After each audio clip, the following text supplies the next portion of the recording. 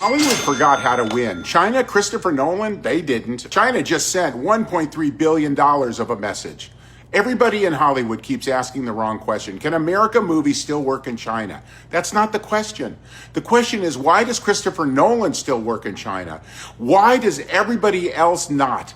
Because what's happening right now is extraordinary. For 1 week in August, IMAX China is basically becoming the Christopher Nolan Museum. 800 IMAX screens, possibly their entire work, dedicated almost to that movie. One filmmaker, one movie, 800 premium screens. That's not distribution, that's trust. Tomorrow, Christopher Nolan and Matt Damon arrive in Beijing, where China's National Film Museum is rolling over its first red carpet for a commercial film. Let that sink in. A government museum, a commercial Hollywood movie.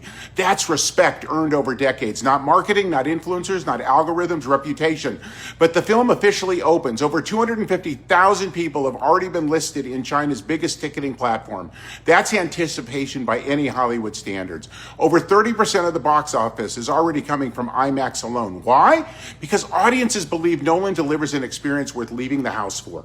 That's the business. Now compare that to Hollywood today. For years, executives assumed China was automatic, built a giant franchise, visual effects, all that stuff, and collect those monies overseas. China's become the toughest international audience in the world.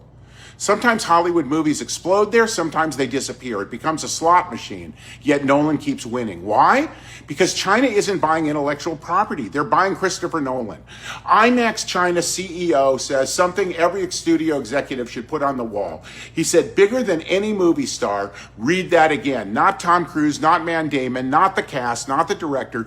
The filmmaker became the brand. That's what Hollywood used to build. Spielberg, Cameron, Kubrick, Lucas. Directors, audiences trusted and their stories. Some analysts now believe that the Odyssey is going to reach 1.3 billion if China performs the way it's supposed to. And that's not crazy. It's an R-rated 3-hour movie, original adaptation of a 3,000-year-old poem with no cinematic universe, no sequel, no superheroes, no nostalgia, and it could become one of the biggest movies of the world. Here's the lesson. Hollywood keeps investing in franchises. Nolan invested in something more valuable, his own reputation, because in the entertainment business, the strongest intellectual property might just be your own and your name. Come see us at Beverly Hills Content Studios.